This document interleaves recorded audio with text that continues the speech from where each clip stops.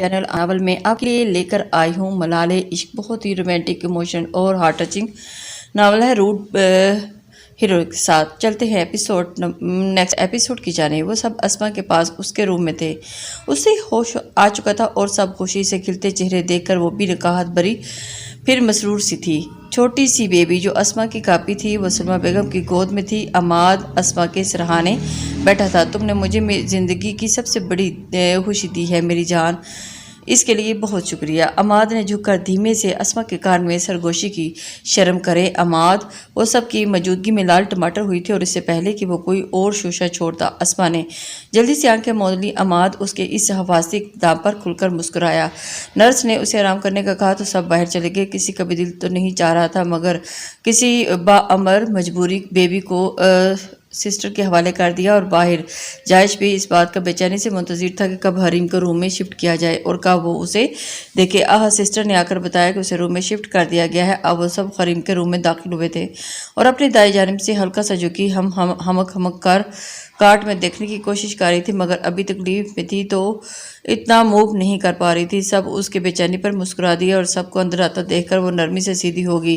گلابی رنگ میں زردیاں گلی ہوئی تھیں اور آنکھیں رونے کے باعث سرخ تھیں۔ مبارک ہو بھائی، ہم نانا نانی بن گئے ہیں، یوسف صاحب نے اندر داخل ہوتے ہوئے کہا۔ وہ کانوں تک سرخ ہو گئی اور جائش آہستگی سے چلتا کارٹ کی جانب بڑھا اور کارٹ پر پوری طرح جھکا اور اسے اب اپنے چھوٹے سے عکس کو نرمی سے چوم رہا تھا۔ حریم نے کوئی رد عمل کا اظہار نہیں کیا۔ نابیہ بھی کارٹ کو دونوں ہاتھوں میں تھامے سرخوشی سے آنکھوں میں نمی سے مسکرا رہی تھی۔ بھائی بس بھی کرے، اب مجھے پیار کرنے دے، نابیہ بھی جھنجھلا کر کہا تو مسکراتا ہوا پیچھے ہٹا۔ عماد نے حریم کے سر پر پیار سے ہاتھ رکھا تھا، تب تک جائش بھی اس کے سر پر پہنچ گیا تھا۔ تم ٹھیک تو ہو نا؟ جائش نے اس کا زرد چہرہ گہری بے چین نگاہوں سے دیکھا۔ ٹھیک ہوں، حریم نے بے تاثر لہجے میں کہا۔ سب کافی دیر اس کے پاس بیٹھے رہے۔ حریم اس کے چہرے سے دھمکتے ہوئے چہرے دیکھ کر نگاہیں چراتی رہی، حتیٰ کہ دونوں بہن بھائی بھی پوری طرح بیبی کی جانب متوجہ تھے اور وہ خواہ جل کر پہلو بدل رہی تھی۔ اور ان 7-8 ماہ میں اس شخص نے اس پر اتنی عنایتیں، محبتیں اور چاہتے یہاں کی کہ اونچی مسند پر بٹھا دیا اور اب اس جیسے عادی ہو چکی اور مغرور سی لگی تھی، اس لیے تو اسے اس قابل اطلاع پر گردانتی تھی۔ عماد، سلمیٰ بیگم اور یوسف صاحب اس سے باتیں کرتے رہے اور پھر اسے خود ہی سب سے کہا کہ وہ اسما کے پاس چل جائیں۔ سب نے خوش دلی سے حامی بھر لی اور کمرے سے باہر نکل گئے، سوائے اس شخص کے جو اطمینان میں سے وہی بیٹھا رہا، حتیٰ کہ نابیہ بھی بہانے سے وہاں سے کھسک گئی۔ حریم جو ان کی جانب متوجہ تھی فوری طور پر لاتعلقی اختیار کی اور بیبی کارٹ میں پرسکون ہو کر سو رہا تھا۔ جائش اب پوری طرح اس کی طرف متوجہ ہوا تھا، وہ اٹھ کر اس تک آیا۔ حریم نے اس کی جانب سے رخ موڑنا چاہا مگر جائش نے بیڈ پر اس کے انتہائی قریب بیٹھ کر اسے نرمی سے تھام کر اسے قبل ہی اپنی گرفت میں تھام لیا۔ بس بھی کرو جانے من، تمہاری قید کے ان 7-8 دنوں کا خمیازہ وہ میرے ساتھ 8 ماہ بھگت چکے ہیں۔ میری جان، خدا کے لیے اب تو مجھے معاف کر دو، اب تو ہمارا بیبی بھی اس دنیا پر آ چکا ہے، پلیز اس کی خاطر مجھے معاف کر دو، حویلی چلی جاؤ۔ جائش کے نرمی بھرے لہجے میں التجا تھی، جبکہ وہ اس بات کا کچھ اور ہی مطلب سمجھ کر سر تا پیر تک سلگ گئی۔ کیا مطلب ہے آپ کا؟ آپ جیسے مردوں کی یہی پرابلم ہے، یہی سوچ رکھتے ہیں نا کہ اولاد دنیا پر آ گیا ہے تو بیوی کے پیروں میں بیڑیاں ڈال دیں، بن گئی نا وہ ساری عمر کے لیے آپ کی غلام۔ اگر آپ کی یہی سوچ ہے تو سردار جی تو انتہائی، تمہیں کس جاہل نے کہا کہ ہر مرد کی یہی سوچ ہوتی ہے؟ جائش نے اس کی بات پر تیزی سے کاٹی۔ اس کے لہجے کی سختی حریم کو اپنی جگہ پر ساکت کر گئی۔ ہر مرد کی یہ سوچ نہیں ہوتی، اولاد عورت کی غلامی کا ذریعہ ہے۔ اور کس جاہل نے کہا اولاد عورت کے پاؤں کی بیڑیاں ہیں؟ یہ تو اولاد ہی ہوتی ہے جو میاں بیوی کو رشتے کو پختہ کرنے کو ایک محبت بھری سبیل ہوتی ہے۔ میاں بیوی کا پاکیزہ رشتہ مضبوط ترین کرنے کا ایک ذریعہ میاں بیوی کے لیے اولاد اللہ تعالیٰ کی جانب سے عنایت کیا گیا کتنا خوبصورت تحفہ ہے، اس بات کا انکار کیا جا سکتا ہے کیا؟ اتنے ماہ ہو گئے، مجھے لگا کہ اب تم میری نیچر کو سمجھ چکی ہوگی مگر افسوس کہ تم سوچ بھی کیسے سکتی ہو حریم ایسا کہ اس بیبی عائش اس کی سن کر تھام کر اس کی آنکھوں میں جھانکا۔ اور آپ سب کچھ کر سکتے ہیں تو میں کچھ بول بھی نہیں سکتی، چیخ کر بولی۔ پتہ نہیں کہاں کا غم کہاں غلط کر رہی تھی جب آنسو آنکھوں سے قطار قطار بہہ رہے تھے اور اس قدر نازک صورت بے درد بے دریغ تکلیف کے باعث اسے جذباتی سہارے کی ضرورت تھی شاید جو اسے اب میسر آیا تھا۔ ایسا کیا کر دیا آخر میں نے کہ میری 1000 کوششوں 1000 منتوں پر بھی تمہارا پتھر دل پگھلتا نہیں؟ جائش نے نرمی سے اس کی چن پر اپنے लब रखी और अब फिर वो फजूल में ही रोए गई थी और आपने ज़बरदस्ती मेरे साथ। हरीम ने उसके गिरबान दबोच कर अपने सबसे बड़ा दुख बयान कर चुका था। वो धचका जिस पर अब तक सख्त संभल नहीं पाई, जो ज़ात उसकी रेजा हो चुकी थी। बस एक मरतबा मुझे माफ़ कर दो मेरी जान और मेरे साथ हवेली चलो। वादा करता हूँ आइंदा हमेशा इजाज़त तलब करके तुम्हारे करीब आया करूँगा। जायश का चेहरा बेतासुर जबकि लहजा इंतहाई गैर संजीदा था। जो मुआफ़ी वाली बात सुन रही थी, बाकी सब बातें दिमाग के ऊपर से गुजर रही थी, मगर जब समझ में आई तो हरीम चीखी, दूर हटे मुझसे, और इसने मज़ाहमत शुरू की। रोने के दरमियान उसे पता ही न चला कि वो कौन सी और किस सिचुएशन में है। अब तदराक होते ही उसके औसान हता हुए थे। हट जाऊंगा, पहले करीब से जी भरकर दीदार तो करने दो। उसने हस्बे आदत उसके माथे पर अपना दहकता हुआ लम्स छोड़ा। आई हेट यू सरदार जायश जहांगीर, वो आंसू बहाते हुए बेबसी से बोली। But I love you so much. जायश ने अपना दिल खोल कर रखा और अब उसे महसूस हुआ कि वो हल्के हल्के कांप रही थी। तब जायश ने बिना कुछ के नरमी से सहारा देकर तकिए पर लिटा दिया। आराम करो मेरी जान, तुम्हें आराम की सख्त ज़रूरत है। जायश ने उस पर चादर डाली और वो ढीठ भरी छत को ढूंढने लगी। तब जायश ने झुककर उसकी पलकों को अपने लबों में कैद किया। हरीम ने बेतहाशा घबराकर अपनी आंखें जोर से मींच ली और उसके तपश लम्स कब तक उसके समेटने पर मजबूर थे। वो गहरे सांस भर चुकी थी और पीछे हटा और फिर से बेबी की जानिब मुतवज्जह हो गया। हरीम और अस्मा को घर आए 2 हफ्ते हो चुके थे। इस दौरान आज से 2 दिन पहले अमाद और जायश ने इकट्ठे मिलकर एक ही दिन बच्चों का कीका बड़ी पैमाने पर किया था। अमाद ने अपनी गुड़िया का नाम मावरा रखा था, जबकि जायश ने अपने शहजादे का नाम सरदार तैमूर जायश रखा था। सब बेतहाशा खुश थे और इन सब की खुशी उस वक्त हाँ में मिली जब वो लोग इकट्ठे बैठे थे और सब हरीम के कमरे में मौजूद थे। जायश और अनाबिया भी कमरे में थे। जायश अपने बेटे को गोद में उठा रखा था। हरीम अपने बाबा की जानिब देखा। बाबा, बेबी की पैदाइश हो चुकी है, अब तो कोई रुकावट नहीं है ना? क्या मुझे आज़ादी चाहिए? इस शख्स को कहे कि मुझे अभी और इसी वक्त डाइवोर्स दे। हरीम ने बेलचक लहजा इख्तियार किया और अनाबिया को लगा कि वो सांस लेना भूल गई है, जबकि जायश बेयकीनी से फटी हुई निगाहों से उसे हजरतों सदमे से देखा और उसे लगा कि सब ठीक हो गया है, अब कुछ भी ठीक हो जाएगा, वो मान जाएगी। उसने अपनी दानिश में अपनी जान तोड़ कोशिश उसे मनाने का जायज़ा, मगर लाल बहू का चेहरा फूली हुई रगे उसकी जानिब देखा। हरीम, ये बच्चा क्या बचपना है? सबसे पहले अमाद ने उसे टोका। ये मेरी ज़िंदगी है भाई, तो फैसले का इख्तियार भी मुझे होना चाहिए, हरीम ने सादगी से कहा।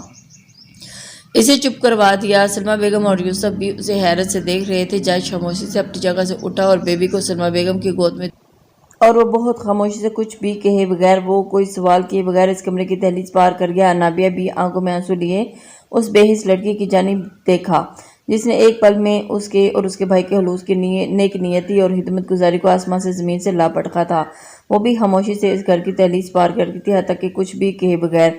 फिलहाल सब उस कमरे से बाहर निकल गए और आवाज़ें देती रही, मगर अभी कोई भी किसी किस्म की बात करने का खुद फैसला नहीं कर पाए थे। अगले 15 दिन यूं ही इंतहाई बोझिल, बेजार और बेकली हुए आए हुए गुजरे। वो अपने कमरे में मौजूद तैमूर को फीड करवा रही थी जब दस्तक देकर यूसुफ साहब, सलमा बेगम और अमाद अंदर दाखिल हुए। वो उनकी जानिब मुतवज्जह हुए और उसके चेहरे गैर मामूली हद तक संजीदा थे। हरीम, जायश का फ़ोन आया। उसने बोला है कि तुम आज़ादी चाहती हो, तो अब की बार तुम्हें मुकम्मल फैसले का इख्तियार देते हुए तुम्हारी हर ख्वाहिश का एहतराम करेगा, इसलिए उसने खुला के पेपर बनवा कर साइन करके भेज दो, वो साइन कर देगा। अब तुम बताओ, मेरा दोस्त मनी वकील है, पेपर बनवाने के लिए उसे फ़ोन करूं? अमाद ने बेतासुर सपाट लहजे में उससे पूछा। हरीम तो बेयकीनी से आंखें फटी थी, गोया बदन में लहू नहीं था, जब कि वो धौंस भरा लहजा जहन में गूंजा। जब वो कहा करता था कि उसे किसी कीमत पर भी नहीं छोड़ेगा, तो वो साकत थी। जब यूसुफ साहब की भारी बोझिल दुखी आवाज़ कमरे में गूंजी।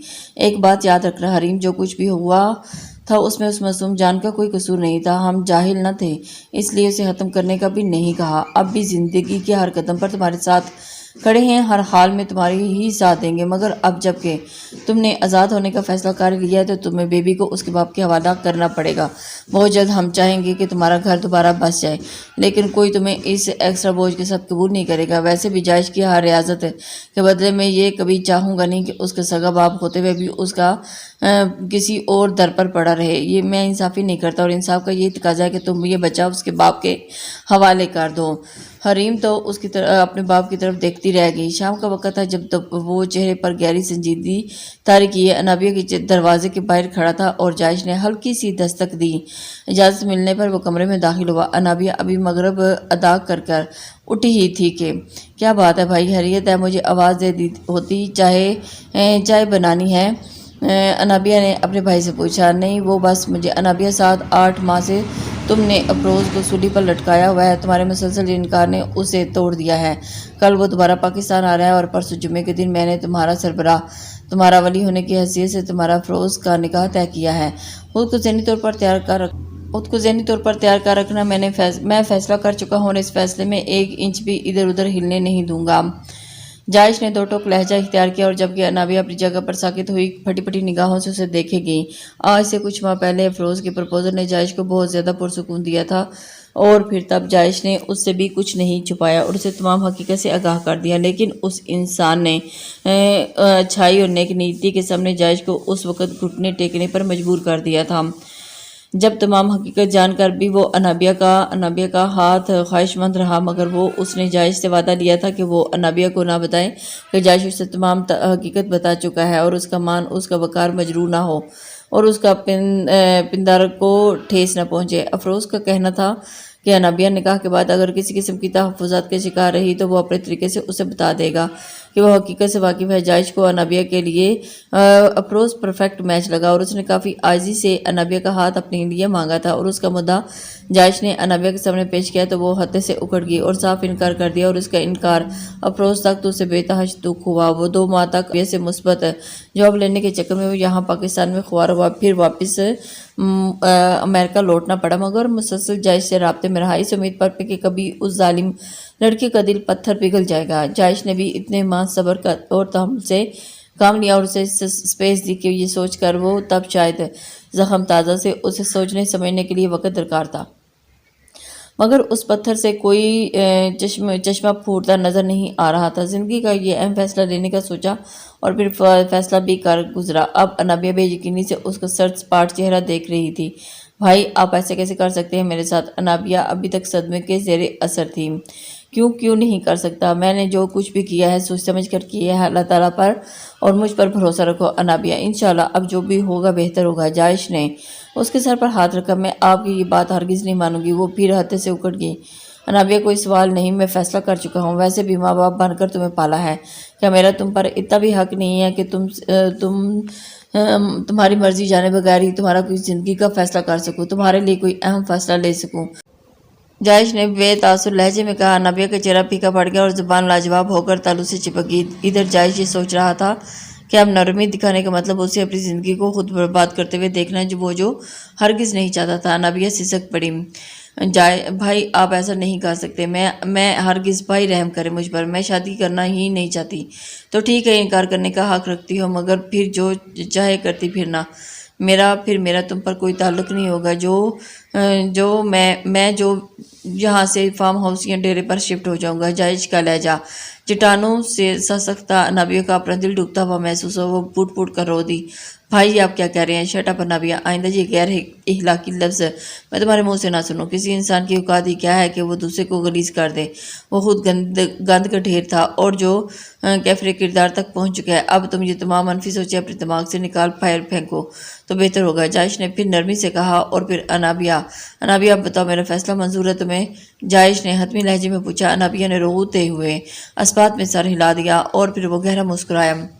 اسے تھام کر اپنے ساتھ لگایا. جیتی رہو، ہمیشہ خوش رہو میری دعائیں تمہارے ساتھ. آپ بالکل بھی اچھے بھائی نہیں ہیں. اس نے بڑا سا منہ بنایا. اور پھر میں تو اچھا شوہر بھی نہیں ہوں.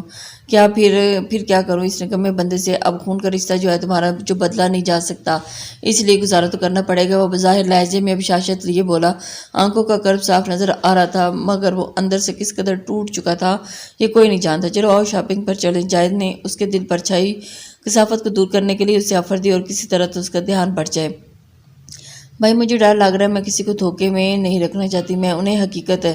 جلدی سے تیار ہو کر باہر آؤ، میں گاڑی میں تیار کروں۔ جائش نے اسے سر پر ہاتھ رکھ کے اسے تھپکی دی اور دلاسا دیا، مگر اس کی بات جلدی سے کاٹ دی۔ جائش کمرے سے باہر نکلا تو وہ بری طرح سے لب کاٹتی جھنجھلاتے ہوئے چادر سکارف لیے باہر نکل آئی۔ آج بہت خوشی کا دن تھا، پورے گھر میں کیک، حلوے کی مٹھائی، سوندھی سوندھی خوشبو پھیلی ہوئی تھی۔ اسما اور حریم دونوں چھلے نہائی تھی تو سلمہ بیگم نے حلقہ احباب کو بلا لیا تھا اور سب نے مل کر ایک دفعہ پھر منہ میٹھا کروایا تھا۔ گھر میں غیر معمولی رونق تھی اور رونے پر حریم نے اس لیے کمرے میں آئی تھی اور اسے تو یاد بھی نہیں، وہ گہری نیند سو گیا تھا اور اسے بیبی کیئر میں لٹا کر وہ کیری باہر اٹھا لائی چھوٹے سے ڈرائنگ روم میں۔ بیگم اور اسما نے سلمہ بیگم اور اسما نے چیزوں اور فینسی کپڑوں کا ڈھیر تھاما ہوا تھا۔ حریم حیران ہوئی تھی، یہ کدھر جانے کی تیاری ہو رہی ہے بھائی؟ حریم نے کیری سلمہ بیگم کے پاس رکھی اور خود صوفے پر یوسف صاحب کے پاس بیٹھ گئی۔ کل حویلی میں انابیہ کا نکاح ہے تو اسی میں شرکت کے لیے تیاریاں ہو رہی ہیں۔ یہ میری جھلی بہو بھی دیکھو نہیں ہے پا رہی وہ کون سے کپڑے پہنے گی، اسے سمجھ میں نہیں آ رہا تھا۔ سلمہ بیگم نے سادگی سے کہا تو حریم کی سانس سی تھم گئی۔ اس نے سب کے چہرے کی جانب دیکھا جو نارمل سے تاثر لیے ہوئے تھے اور لب پیچ کر رہ گئے۔ جب یوسف صاحب نے اس کے بچے کی بات کی تو اسے بھی اس سانپ ہی سونگ گیا تھا۔ اس دن کی حریم نے خاموشی اختیار کیے رکھی تھی، وہ دراصل اب کچھ بھی نہیں چاہتی تھی، خود کو حالات کے دھارے پر چھوڑ دیا تھا۔ تمام اختیارات اپنے والدین کو دینے والی تھی، جو مرضی اس کی زندگی کا فیصلہ کریں وہ بہتر جانتے تھے، اس لیے کیا صحیح ہے کیا غلط ہے وہ۔ مگر خلا کی بات کر کے حریم نے اس شخص کے تاثرات اور رد عمل ضرور جانا چاہا تھا۔ وہ انہیں باتوں میں مشغول تھے کہ یوسف صاحب نے اس کی جانب متوجہ ہوئے، تم نے بتایا نہیں گڑیا کیا فیصلہ کیا؟ ہم منتظر ہیں، اس لیے تمہارا فیصلہ جاننا چاہتے ہیں کہ جلدی تمہارے بارے میں کوئی فیصلہ کر سکیں۔ یوسف صاحب نے کہا، اس دن عماد نے جائزے کی جانب سے خلا کی بات یوسف صاحب کے کہنے پر کی تھی، جبکہ وہ دلی طور پر اس بات پہ آمادہ نہیں تھے اور جائزے نے فون پر ایسا کچھ بھی نہیں کہا تھا۔ اب یہی اپنی بات پر روز اول کی طرح اسی طرح قائم تھا جیسے پہلے دن کی طرح۔ وہ حریم کو بھی کچھ نہیں چھوڑ سکتا تھا، کبھی بھی نہیں چھوڑ سکتا تھا۔ حلیم لمحے بھر کے لیے خاموش ہوئی، اور بابا آپ جو بھی میری زندگی کے بارے میں فیصلہ کریں گے مجھے منظور ہوگا، لیکن میں اپنا بچہ کسی کو بھی نہیں دوں گی۔ حریم نے حتمی لہجے میں کہا، ٹھیک ہے پھر ہم نے مشترکہ طور پر فیصلہ کیا ہے، کل انابیہ کے ساتھ تمہارا بھی اور جائش کا نکاح دوبارہ ہوگا اور تمہیں اپنی پوری دلی رضامندی کے ساتھ سردار جائش کے نکاح میں دے دیا جائے گا۔ رخصت کریں گے ہم، اور ہم یہ فرض جلدی اس لیے پورا کرنا چاہتے ہیں کہ تیمور کو پورا حق ہے اپنے بابا کی محبتوں پر سائے میں رہے، اور اس کے باپ کو پورا حق ہے کہ وہ اپنی اولاد کے اپنا پیار دے سکے۔ گڑیا تم سمجھ رہی ہو نا کہ میں کیا کہنا چاہتا ہوں تم سے؟ نابیہ جو اپنے باپ کی بات غور سے سن رہی تھی، یوسف صاحب نے وہ تو یوں ہی بیٹھی گویا سانپ ہی سونگ گیا۔ اس پاگل آدمی کا والا پن اور جنون کون برداشت کرتا؟ وہ تو اتنے ماہ سے اس کے دیکھنے کے بھی انداز سے خائف ہوتی رہی، جا کے رخصت ہو کر پھر بھی اس کی دسترات میں چلی جائے گی۔ حریم ہمارا فیصلہ منظور ہے نا؟ یوسف صاحب نے اس کے کندھے پر ہاتھ رکھا۔ جی بابا، بمشکل ہی حلق سے آواز نکل آئی۔ وہ تیزی سے اٹھ کر اپنے کمرے میں بھاگی، سانس دھونکی کی طرح چلنے لگی۔ سینے میں جو اب تک بالکل خاموش اور ساکت تھا، وہ اس کی دھمک اب کانوں میں بجنے لگی۔ منہ کون لگائے گا اس آدمی کو؟ اس نے اپنے دل کو تسلی دینی چاہیے کہ وہ بالکل اس کی مٹھی میں تھا اور اس کی خود کی من مرضی ہی چلنی تھی۔ وہ شاپنگ کے لیے مال جا رہے تھے جب جائش کا فون آن ہوا اور اس نے فون اٹینڈ کیا تو عماد کی کال تھی۔ اس نے فون یس کر کے کان کے ساتھ لگایا۔ اسلام کے جواب کے ساتھ اس نے جو خوشخبری سننے کو ملی تھی، جائش کے ہاتھ جیسے ہفت اقلیم کی دولت لگی ہو۔ سچ، تم سچ کہہ رہے ہو نا یار؟ کہیں میرے کان غلط نہیں سن باج تو نہیں رہی؟ جائش نے سرخوشی سے کہا۔ انابیہ مان گئی ہے، دولہا تو کب سے دل و جان سے تیار ہے صالح صاحب، جائش نے زندہ دلی سے کہا تو عماد نے کہہ لگا کر ہنس پڑا۔ ٹھیک ہے، حریم کا تمام سامان آج شام تک ہماری جانب سے پہنچ جائے گا آپ کے گھر۔ جائش نے کہتے فون رکھا، اور کون سا خزانہ ہاتھ لگ گیا بھائی؟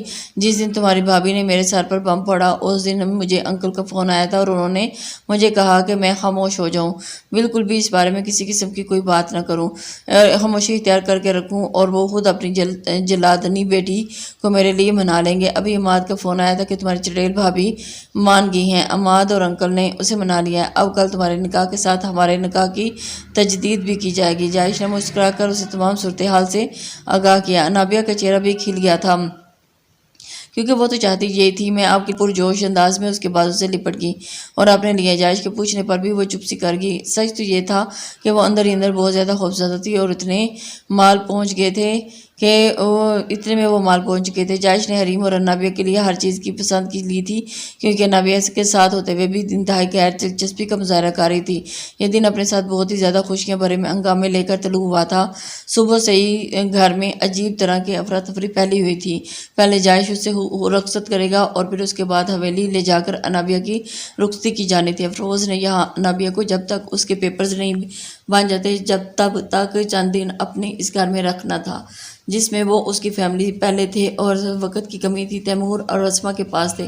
وہ تیار ہو چکی تھی۔ سلمیٰ بیگم نے اسے فریش ہونے کے لیے پارلر لے گئی تھی اور رات کو ان کی کونیوں تک بھر بھر کر مہندی لگائی تھی اور اس دلہے کا نام اس میں لکھا تھا اور ابھی وہ فریش ہو کر بائی آئی تھی خود ہی ٹھٹک کر رک گئی اور بیٹھ کر کافی سارا سامان بکھرا پڑا تھا اور ایک بڑے باکس میں اس کا برائڈل ڈریس اور اس ڈریس پر اس کلر کو دیکھ کر اپنی جگہ پر وہ ٹھہر سی گئی تھی، ساکت ہو گئی تھی۔ وہ لیمن کلر میں انتہائی نفیس اور بھاری